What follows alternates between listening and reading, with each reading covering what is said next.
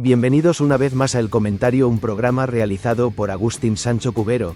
Este programa está disponible en YouTube y en las principales plataformas de podcasts. No te olvides de suscribirte, es gratis. A continuación empezamos el programa. En pleno corazón del siglo XVI, cuando España era la potencia más formidable del planeta, se desarrolló una anécdota tan peculiar como reveladora, una que mezcla diplomacia, orgullo nacional y un toque de absurdo.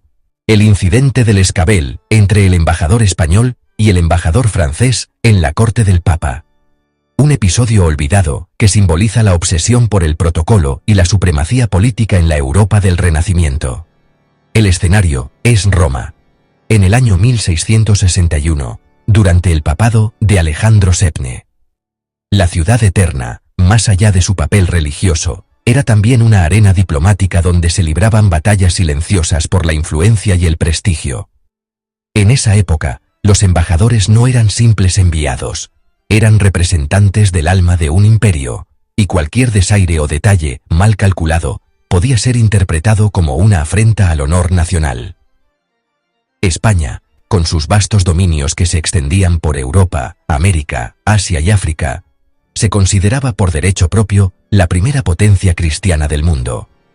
Francia, sin embargo, empezaba a emerger con fuerza, gracias al centralismo de Luis XIV, el Rey Sol, quien aspiraba a que su país desplazara a España del trono simbólico del liderazgo europeo. En este contexto enrarecido, cada acto ceremonial se volvía un campo de batalla simbólico. En una de las procesiones papales, ambos embajadores, el duque de Crequi por Francia y el marqués de Fuente por España, se disputaban un puesto en la comitiva. ¿Quién iba delante? ¿Quién tenía derecho a estar más cerca del Papa? ¿Quién recibía un asiento más elevado? La tensión acumulada estalló en lo que pasó a la historia como el incidente del Escabel. Ambos embajadores se encontraron frente a la carroza papal, y sus respectivos séquitos se enzarzaron en una violenta pelea callejera en plena Roma. Hubo disparos, heridos y muertos. La capital del cristianismo se convirtió por unos momentos en un campo de batalla entre las dos mayores potencias católicas de la época. El Papa Alejandro VII quedó horrorizado. Para él, que luchaba por mantener la neutralidad y la dignidad de la Santa Sede, aquello fue un escándalo intolerable. Sin embargo, lejos de apaciguarse, la disputa subió de tono. El rey Luis XIV, furioso, exigió que España se disculpara y que el embajador español fuera castigado. Felipe IV, por su parte, no estaba dispuesto a humillarse ante el monarca francés. La tensión diplomática llegó al límite. Se rompieron relaciones entre ambos países y durante meses se vivió un auténtico pulso de poder. Al final, las presiones internacionales y el desgaste llevaron a un gesto sin precedentes. España accedió a disculparse oficialmente, pero no sin antes hacer constar que no reconocía la supremacía de Francia, sino que lo hacía en aras de la paz cristiana. Esta anécdota, que hoy puede parecer una escena tragicómica, revela mucho más de lo que aparenta. En el fondo, representa la lucha por el simbolismo, por la imagen, por los pequeños gestos que, en la política internacional de entonces, eran considerados vitales. La altura de un escabel, el orden de entrada en una procesión, o el tipo de saludo recibido podían alterar el equilibrio entre reinos. Pero no es la única anécdota española cargada de ironía y simbolismo. Sigamos viajando en el tiempo. En el siglo XIX, durante la invasión napoleónica, tuvo lugar un episodio tan surrealista como valiente. La defensa del cuadro de las Meninas, por parte de un humilde vigilante del Museo del Prado. Durante el saqueo de Madrid por parte de las tropas francesas, muchos palacios y edificios fueron arrasados. Los museos no fueron la excepción. Los soldados buscaban tesoros artísticos para enviarlos a París, al servicio de la gloria imperial de Napoleón.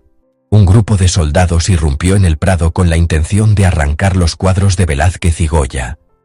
Pero un anciano vigilante, cuyo nombre se perdió en la historia, se plantó frente a las Meninas con una escoba en mano.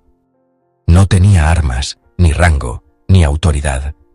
Solo tenía una misión autoimpuesta: no dejar que tocaran la obra más emblemática del siglo de oro español. Durante horas se negó a moverse. No entendía el francés, pero gritaba en castellano antiguo: «Por encima de mi cadáver tocaréis esto».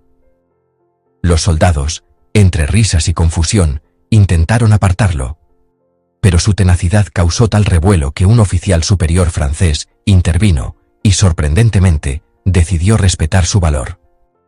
«Este cuadro debe de valer algo si un viejo está dispuesto a morir por él», habría dicho, según crónicas posteriores.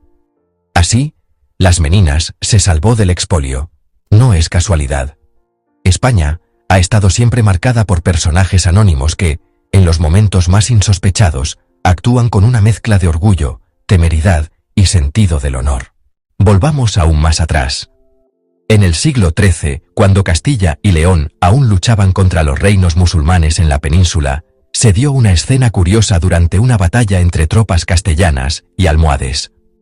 Durante una tregua informal en el asedio de Jaén, se cuenta que soldados de ambos bandos coincidieron en una zona común donde el agua escaseaba.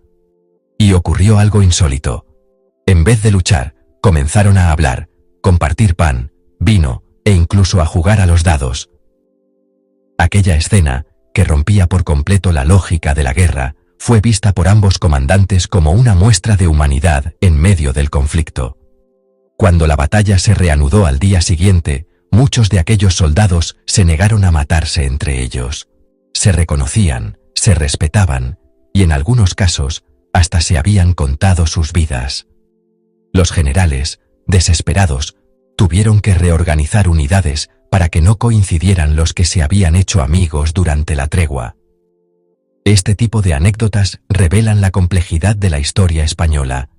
No es solo una sucesión de reyes, batallas y tratados. Es también una acumulación de gestos humanos, de episodios pequeños que, sin cambiar el rumbo de la historia, reflejan su alma profunda.